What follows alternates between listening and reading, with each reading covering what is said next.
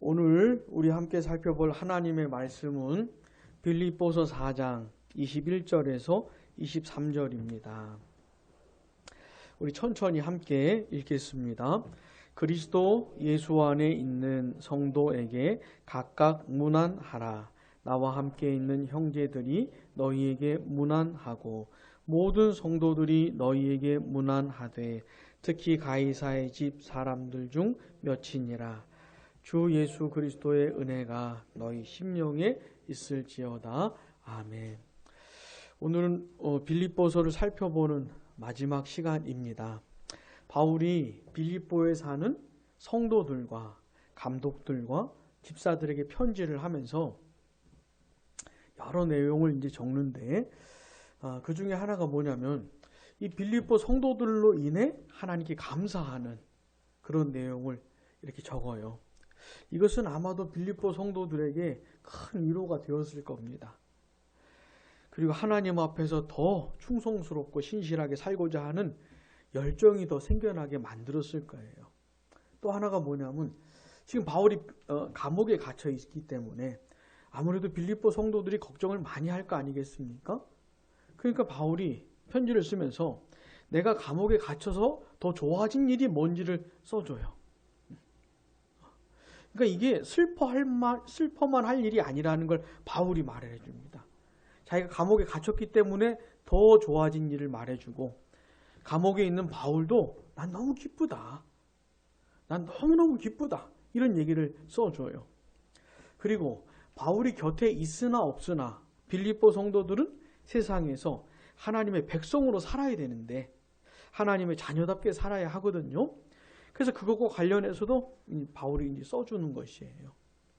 그러다가 이제 오늘 본문에 해당되는 끝인사, 마지막 인사를 하고 있는 겁니다. 여러 성도들이 이 빌립보 성도들에게 문안한다고 하면서 빌립보 성도들에게도 다른 성도들에게 문안하라고 명령을 하고 마지막으로 그리스도 예수의 은혜가 그들에게 있기를 바라면서 편지를 마무리하고 있는 거예요. 오늘 우리가 함께 살펴볼 내용은 뭐냐면 먼저 주 예수 그리스도입니다.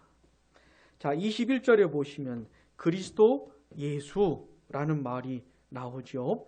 23절에 보시면 주 예수 그리스도라는 또 말이 또 나옵니다. 자, 이 중에 먼저 예수에 대해 생각을 해 보겠습니다. 예수는 뭡니까? 예수가 사람 이름이죠. 약 2000년 전에 유대 베들레헴에서 태어나서 나사렛에서 자란 어떤 유대인의 이름입니다. 이 예수라는 이름이 예수가. 근데 성경에 보니까 그는 단순한 사람이 아니고 하나님이신 거예요. 하나님의 아들이 사람으로 오신 겁니다. 그러니까 이 상천하지에 아주 독특한 존재 이분은 이 예수라는 분은 하늘에도 땅에도 땅 아래에도 이런 분이 없어요.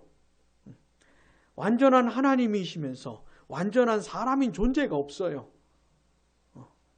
심지어 삼위 하나님 중에도 이런 분이 없어요.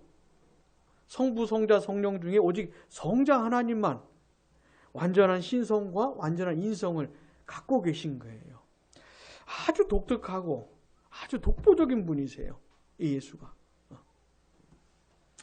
예수님이 한 30살 때쯤까지의 얘기는 별로 안 나옵니다.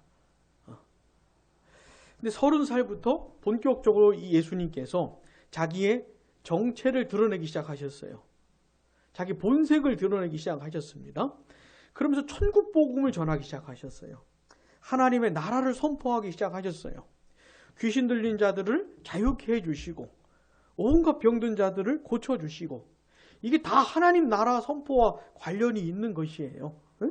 단순히 병 고치는 이런 문제가 아니고 또 가난한 자들에게 먹을 것을 주시고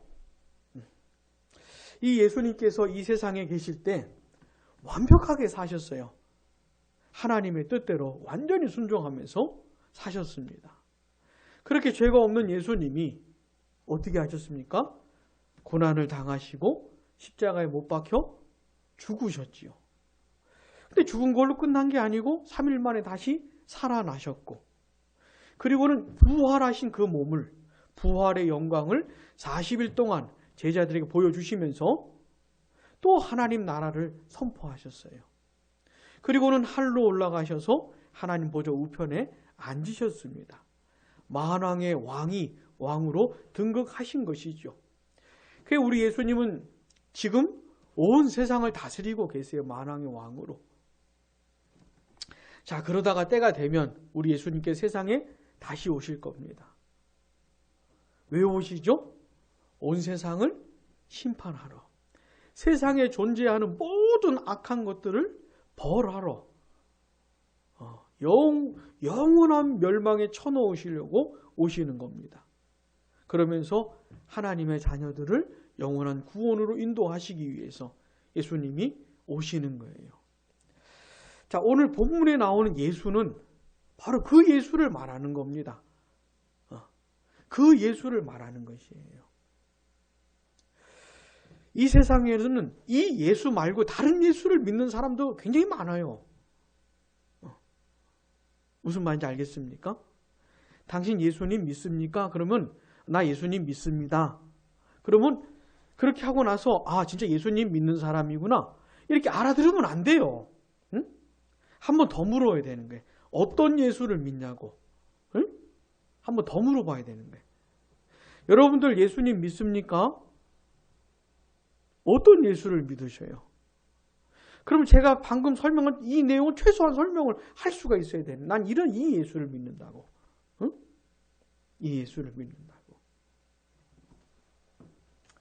자, 그 다음은 그리스도라는 말이에요. 그리스도. 예수, 그리스도.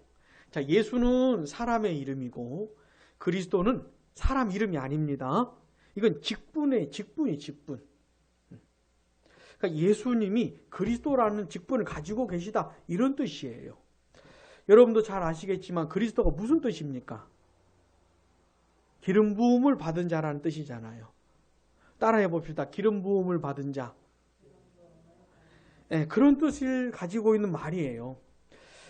그리스도 또는 메시아 그런 뜻이죠. 근데 구약 성경을 보니까 기름 부음을 받아서 세워지는 직분이 세 가지가 나오는 거예요. 세 가지가. 뭡니까? 뭐예요? 기름 부음을 받아 세워진 직분. 첫 번째 제사장, 두 번째 왕, 세 번째 선지자. 그러니까 예수님이 그리스도라는 말이 무슨 뜻이냐면 예수님이 제사장이시고 예수님이 왕이시고 예수님이 선지자라는 그런 말이에요. 그런 말이에요. 자, 예를 들어서 초대 대제사장 이름이 뭐예요? 아론이죠. 아론. 우리 요즘 성경을 읽고 있는 본문에 나오지 않습니까?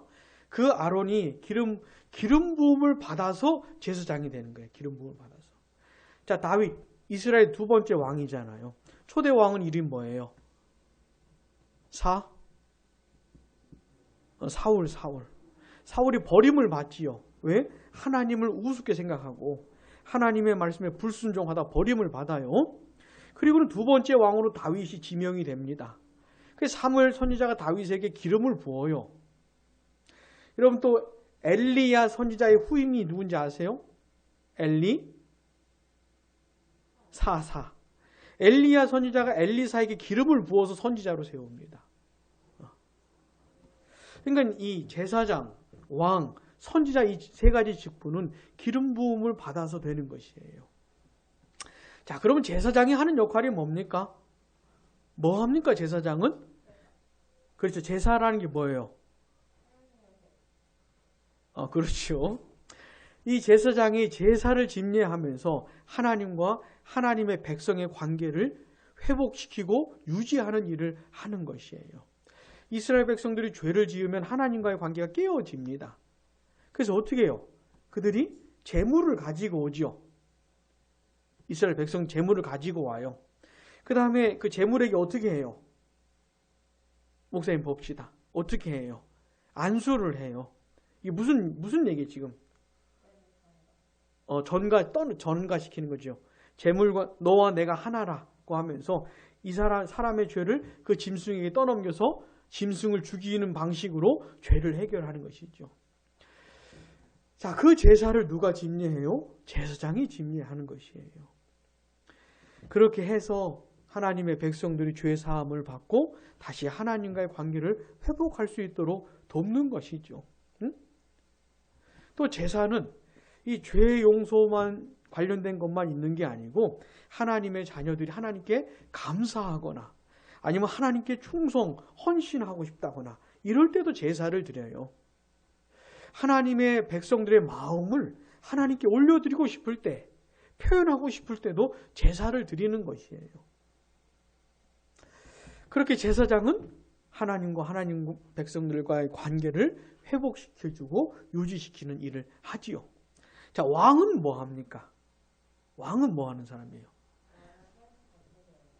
하나님의 백성들을 다스리고 보호하고 하나님의 백성들을 먹이고 하는 일을 하는 거예요. 적군이 이스라엘을 쳐들어오면 왕이 싸우는 겁니다. 왕이 나라를 보호하고 백성들을 보호하는 거예요. 먹고 사는 문제를 왕이 해결하는 것이에요. 자, 선지자는 뭐 하는 사람입니까? 선지자는 이게 다 예수님과 관련이 있기 때문에 드리는 말씀이에요. 선지자는 뭐 하는 사람이에요? 하나님의 말씀을 전하는 사람이죠. 하나님의 백성들이 하나님의 말씀대로 살지 않을 때 하나님을 버리고 온갖 다른 것들에 정신 팔려 있고 하나님을 사랑하지 않고 다른 것들을 사랑하면서 하나님 뜻대로 살지 않고 다른 것들에 지배받으며 살고 있을 때 하나님이 선지자들을 보내셔서 하나님의 말씀을 전하게 하십니다. 하나님의 마음을 전하게 하시죠. 그래 이스라엘 백성들은 그 선지자를 통해서 다시 하나님께로 돌아오고 하나님을 알고 하나님의 마음을 알게 되는 것이에요. 자, 그 제사장, 왕, 선지자의 직분을 기억하세요. 근데 그 어느 누구도 이 세 가지 직분을 동시에 가진 사람은 없었어요. 사무엘 같은 사람도 선지자와 제사장 역할은 했으나 왕은 아니었어요. 근데 예수님은 세 가지 직분을 동시에 가지신 겁니다. 그게 예수 그리스도라는 말이에요. 여러분, 예수님이 이 세상에 오셔서 하신 모든 일들이 있잖아요. 이건 다 그리스도로서 하신 겁니다. 그리스도로서 하신 거예요. 자, 예수님이 제사장이시다. 예수님이 제사장으로 하신 일이 뭘까요? 우리 위에 못 박혀 죽으신, 십자가에 못 박혀 죽으신 일, 그게 제사장으로서 하신 일이에요. 예수님은 아무 죄도 없으시면서 우리 죄를 짊어지시고 하나님의 심판과 진노와 저주를 대신 받으시면서 우리의 죄를 해결하셨죠. 우리가 하나님께 나아갈 수 없게 만들었던 그 죄, 하나님이 우리를 받을 수 없게 만들었던 그 죄 있잖아요. 죄가 눈곱만큼이라도 있으면 하나님께 나아갈 수가 없어요. 죄가 조금이라도 있으면 하나님과의 관계가 회복될 수가 없어요. 근데 예수님이 십자가에서 죽으시면서 죄를 다 해결하신 것이에요. 그래가지고 하나님께 나아갈 수가 있는 겁니다. 다른 이유가 아니고. 이게 예수님이 제사장으로 하신 일이에요. 또 예수님이 제사장으로 하신 일이 또 뭘까요? 우리를 위해 기도하시는 일을 하는 거예요. 우리를 위해 기도하시는 일. 우리를 위해 중보하시는 일을 제사장으로 하시는 거예요. 예수님 믿고 죄사함 받고 이 땅에서 하나님의 자녀로 살아가는 사람들이라 할지라도 얼마나 연약하고 부족한 게 많아요. 그래서 또 죄를 짓고 또 넘어지고 얼마나 흠이 많아요. 근데 지금 이렇게 하나님 앞에 살 수 있는 건 뭡니까? 우리를 중보하시는, 우리를 위해 기도하시는 예수님 덕분인 것이죠. 이게 제사장으로 하시는 일이 제사장으로서. 예수님이 왕으로서 하시는 일이 뭘까요? 예수님은 왕이신데 왕으로 하시는 일이 뭘까요? 마귀의 권세에서 우리를 꺼내주시는 걸 예수님이 하시는 거예요. 왕으로 하시는 거예요. 사탄의 권세에서 건져내 주셔서 하나님 나라의 백성 되게 하신 게 예수님이 왕으로 하신 거예요. 그리고 우리를 보호하세요. 예수님 우리를 지켜주세요. 우리와 함께 하세요. 이 왕으로서 하시는 일이에요. 자, 예수님이 선지자이시다. 선지자로서 하시는 일은 뭘까요? 여러분, 예수님이 이 세상에 오셔서 많은 말씀들을 주셨잖아요. 그게 다 선지자로서 하신 말씀들이에요. 예수님이 선지자이시기 때문에 그렇게 말씀을 하신 겁니다. 하나님이 어떤 분이신지, 하나님이 원하는 게 뭔지 이런 걸 많이 들려주셨잖아요. 선지자로서 하신 거예요. 자, 예수님은 지금도 우리들에게 선지자로서 역사를 하세요. 어떻게 하실까? 오순절에 보내신 그의 성령을 통해서 하나님의 말씀을 깨닫게 하시잖아요. 하나님이 어떤 분이신지 알게 해주시고 무슨 일을 하셨는지 원하는 게 뭔지 깨닫게 해주시잖아요. 성령을 통해서. 예수님이 선지자로서 역사하시는 것이에요. 다시 그래서 예수님이 누구라고요? 무엇이라고요? 그리스도라는 거예요. 초대교회 성도들은 복음을 전할 때 이렇게 전했어요. 예수가 그리스도라고. 이게 복음의 내용이었어요. 예수가 그리스도라고. 따라해 봅시다. 예수가 그리스도다. 네, 여기에 많은 내용들이 들어있는 거예요. 예수를 믿는다는 건 뭡니까? 그 예수님이 그리스도라는 것을 믿는 것이에요. 그리스도라는 걸. 또 주라는 말이 있죠. 주 예수 그리스도. 예수님이 그리스도이시고 또 주라는 겁니다. 여기서 말하는 주는 주인이란 뜻이에요. 주인. 우리 예수님이 어떤 분이신가 하면은 주인이신데 온 우주 만물을 창조하시고 다스리시고 붙들고 계시는 그 주인이란 뜻입니다. 만유의 주제라는 뜻이에요. 그러니까 예수님은 어마어마한 분이세요. 그냥 착한 선생님 정도가 아니고 아주 무슨 대단한 위인 정도가 아니고 온 우주 만물을 만드시고 붙들고 계시는 만유의 주제이세요. 존재하는 모든 것들로부터 찬송과 영광을 받기에 합당하신 그분이세요. 우리 예수님이. 근데 예수를 믿는 사람들은 예수님이 만유의 주제이실 뿐만 아니라 나의 주로 받는 것이에요. 나의 주님으로. 자, 예수 믿는 사람들이 주 예수 그리스도라고 고백을 할 때는 이런 내용들을 담아서 고백을 하는 겁니다. 따라해 봅시다. 목사님 보고 주 예수 그리스도. 우리는 이렇게 짧게 말하지만 이 속에 들어있는 내용들이 많아요.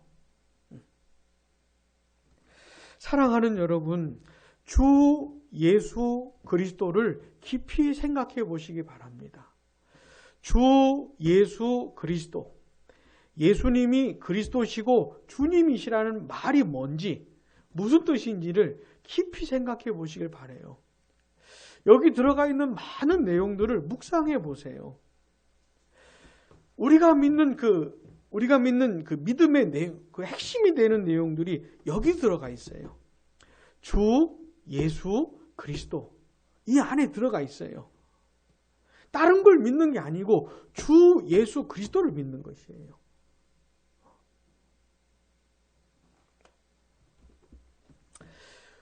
오직 예수님이 그리스도이시고 주님이시라는 걸 믿는 사람들에게만 구원이 있는 겁니다. 구원이 있는 것이에요. 사랑하는 여러분, 예수님만이 그리스도이시고 주님이시라는 사실을 꼭 믿으시기 바랍니다. 그 사람에게만 구원이 있는 것이에요. 자, 그런데 이 주 예수 그리스도를 믿는 사람들에게 그리스도 예수 안에서 놀라운 일이 벌어져요. 놀라운 일이 벌어집니다. 예수님이 그리스도시고 주님이시라는 것, 그 예수를 믿는 사람들에게 무슨 일이 벌어진다고요? 놀라운 일이 벌어진다고요. 우리 친구들 한번 본문을 봐보세요.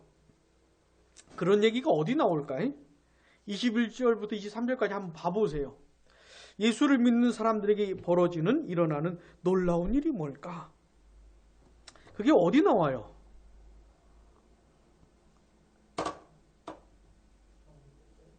그렇죠? 성도라는 말에 나와요. 21절에도 보시면 그리스도 예수 안에 있는 성도에게, 22절에도 보시면 모든 성도들이 이렇게 나오죠. 진짜 예수를 믿는 사람들은 성도라고 부르는 겁니다. 따라해 봅시다. 성도. 성도라고 부르는 것이에요. 우리가 진짜 예수를 믿는 사람들이라면 우리는 다 성도예요. 성도. 이 성도라는 말에는 거룩이라는 뜻이 들어가 있어요. 거룩이라는 의미가. 그러니까 성도가 뭡니까? 거룩한 사람들인 것이에요. 거룩한 사람들. 자, 예수 그리스도를 진짜 믿는 사람들은 거룩해지는 거예요. 거룩한 사람으로 변하는 것이에요. 성도가 되는 것이에요. 거룩한 하나님의 백성이 되는 것이에요. 이게 어마어마하게 놀라운 일인 겁니다. 엄청난 일인 것이에요. 여러분, 이 거룩이라고 하는 건 두 가지 의미가 있어요. 예수를 믿는 사람을 성도라고 부를 땐 두 가지 내용을 가지고 있어요. 하나는 구별된다는 뜻이 있어요. 구별된. 따라해 봅시다. 구별됨. 구별되는 것이에요. 예수를 안 믿는 모든 사람들, 모든 세상 사람들로부터 예수 믿는 사람이 구별이 되는 것이에요. 하나님께서 끄집어내셔가지고 다른 라인에 있게 하시는 것이지. 자, 이렇게 구별시키는 걸 거룩하게 하신다고 말을 하는 것이에요. 자, 예수 믿는 사람들은 있잖아요. 세상 사람들로부터 구별되면서부터 거룩해지는 것이에요. 거룩해지는 것이에요. 근데 이 겉으로만 거룩해지는 게 아니고 이 속에도 거룩해지는 거예요. 하나님께서 거룩한 본성을 심어주세요. 마치 땅에 씨앗을 심듯이 거룩한 본성을 심어주세요. 그래서 성도예요. 마치 여러분 예수님을 믿는 사람들은 하나님의 자녀가 되지요. 목사님 봅시다. 예수를 믿는 사람들은 하나님의 자녀가 되잖아요. 뿐만 아니라 예수를 믿는 사람에게는 이 속에 성령의 역사가 일어나서 하나님을 아버지로 인식하게 되고 아버지라고 부르게 돼요. 그런 속의 역사도 있는 것이에요. 그런 것처럼 이 성도도 구별된 세상 사람들로부터 구별이 되기도 하지만 이 속에 거룩한 본성을 심어주세요. 그래서 성도는 두 가지 본성을 가진 사람이에요. 지난번에도 설명해 드렸지만 태어날 때부터 가지고 있었던 부패한 본성, 옛 본성이 아직도 남아있고 또 하나는 뭐예요? 하나님이 새롭게 주신 본성, 거룩한 본성이 있어요.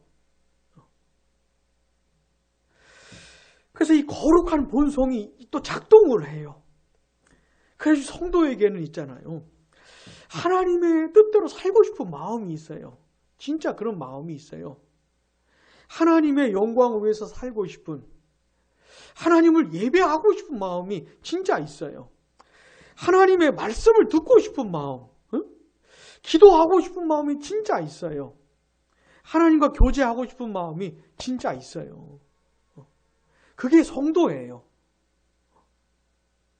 여기 보세요. 어떤 사람이 난 예수 믿는 사람입니다 라고 할 때는 우리가 뭐 다짜고짜 의심하고 아닐 거라고 이렇게 말할 수는 없지만 그런 사람이라 할지라도 좀 따져보고 좀 기다려 봐야 돼요. 속이 그런지, 그래서 그런 진짜 본성이 있는지 이것을 따져봐야 되는 것이에요.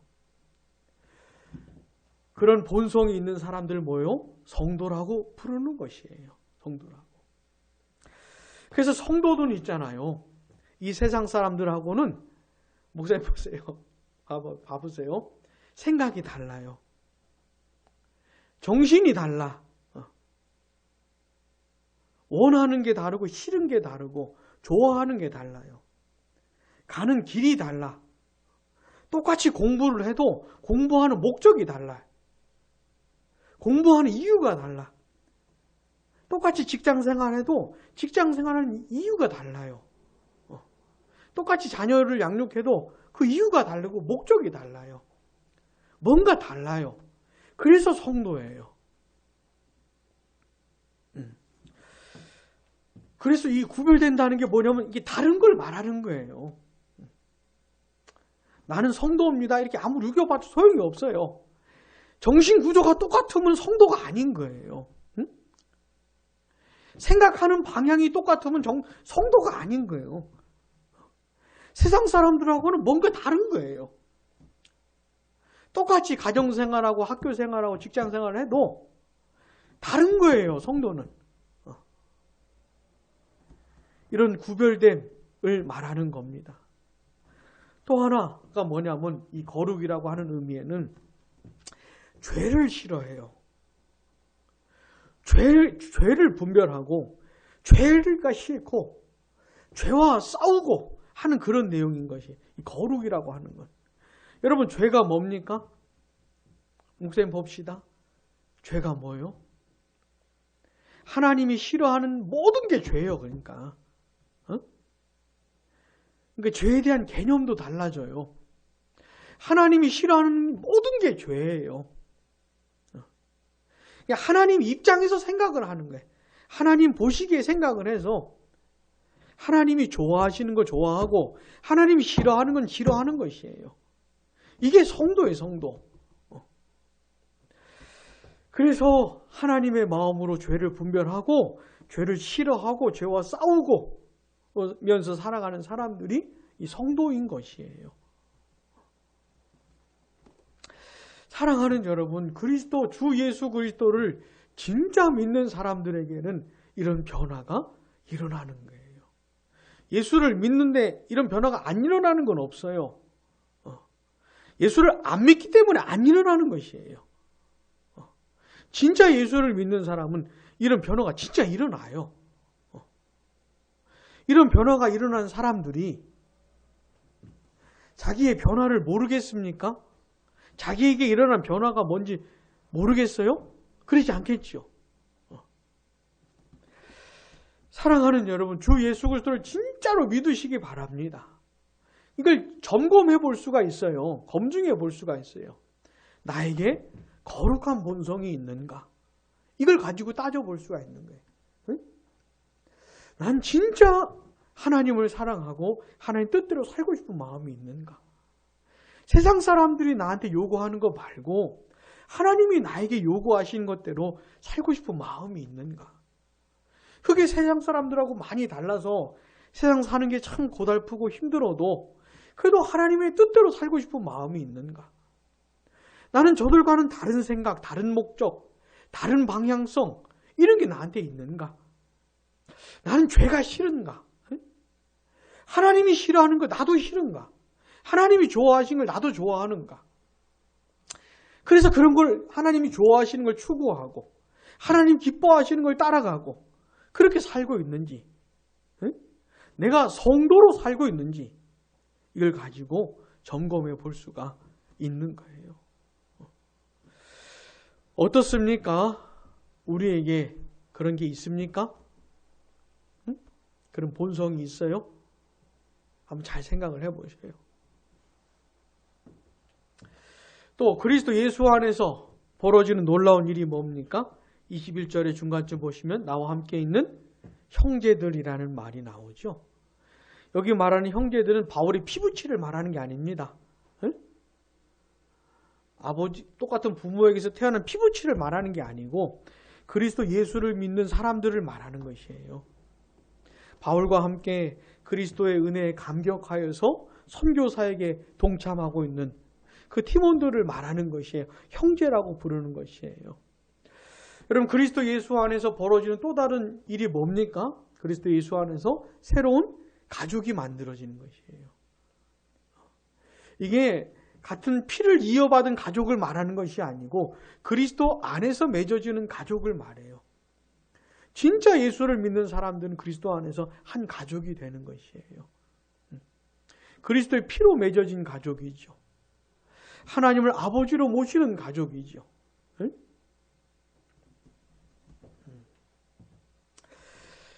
그래서 오늘 본문에 보면 바울이 형제들과 자기가 함께하는 형제들과 또 다른 성도들이 빌립보 성도들에게 문안한다, 인사한다 이렇게 말을 하면서 너희들도 다른 성도들에게 문안해라 이렇게 말을 하는 거예요. 성도들끼리, 형제들끼리, 형제자매끼리 그리스도 안에서 새로운 관계가 맺어지는 것이죠. 그리스도 안에서 서로 문안하고 인사하고 서로 사랑하고 격려하고 붙들어주는 그런 관계가 맺어지는 것이에요. 물론 이 당시 편지 쓰는 방식이 쓰기 시작할 때도 인사를 하고 편지를 마무리할 때도 인사를 해요. 이게 이 당시 편지 양식이에요. 편지 양식을 따라서 바울이 이렇게 쓰고 있지만 단순히 형식적으로 인사하는 게 아니고 이런 형식을 빌려서 진짜 마음을 담아서 인사를 하는 것이죠.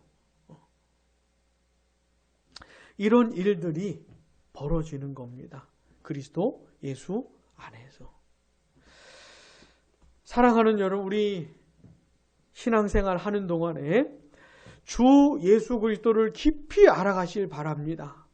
저는 오늘 아주 간략하게 말씀을 드렸지만은 주 예수 그리스도 그 안에 담겨있는 풍성한 내용들을 평생토록 알아가시길 바랍니다.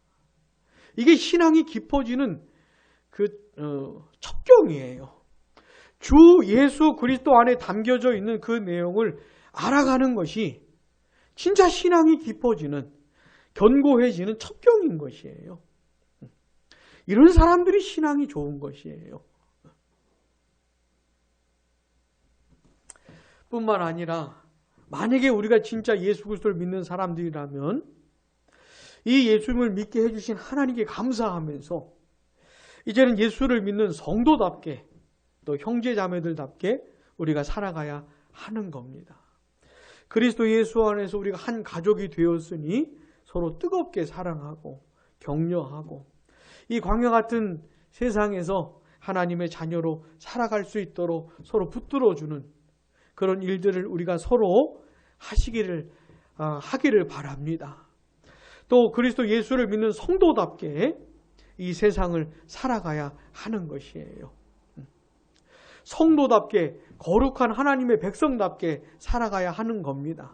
하나님께서 원하시는 것이에요. 내가 가정에 있든 학교에 있든 직장에 있든 그 어느 세상에 있든지 간에 예수를 믿지 않고 모르는 사람들과는 다른 생각으로, 다른 방식으로, 다른 목적으로 하나님 나라 백성다운 그런 정신을 가지고 살아가야 하는 겁니다. 세상 사람들은 우리의 말뿐 아니라 우리의 생각과 정신과 삶의 방식과 삶의 목적과 말 속에 담겨있는 그런 내용들까지를 포함해가지고 자신들과 다르다는 걸 알게 될 겁니다. 특별히 지금은 예수 믿는 사람들이 세상 사람들에게 신뢰를 너무 많이 잃었기 때문에 어지간해가지고는 안 믿습니다. 옛날에 우리나라에 복음이 처음 들어올 때 그 많은 사람들이 핍박을 당하고 죽임을 당하는 중에도 예수 믿는 사람들이 생겼던 그때는 있잖아요. 세상 사람들이 예수 믿는 사람들 인정을 했어요. 신뢰를 했어요. 목사님 봐봅시다. 인정을 했다니까. 예수 믿는 사람들이 뭐라고 말을 하면 그대로 들었어요. 받아들였어요. 그게 정상인 것이에요. 그게. 근데 세월이 흐르면서 예수 믿는다고 하는 사람들이 너무너무 엉망진창으로 살아가지고 이제는 그런 신뢰를 너무 많이 잃었어요. 어지간해가지고는 안 믿어요. 그래서 우리는 더 성도답게 살아야 돼요. 더 성도답게. 그래서 저들이 우리의 인격과 성품과 삶을 보고 다르다는 것을 봐야 되는 것이에요. 다르다는 것을 목도하고 느껴야 되는 것이에요. 그러면서 하나님의 백성이구나 이렇게 알게 될 겁니다.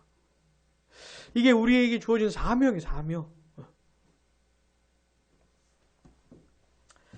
부디 그리스도 안에서 한 가족된 사람들로서 하나님의 거룩한 백성된 자들로서 살아갈 수 있기를 바랍니다. 주 예수 그리스도의 은혜가 그렇게 살아가는 우리 모두에게 있기를 바랍니다. 기도하겠습니다.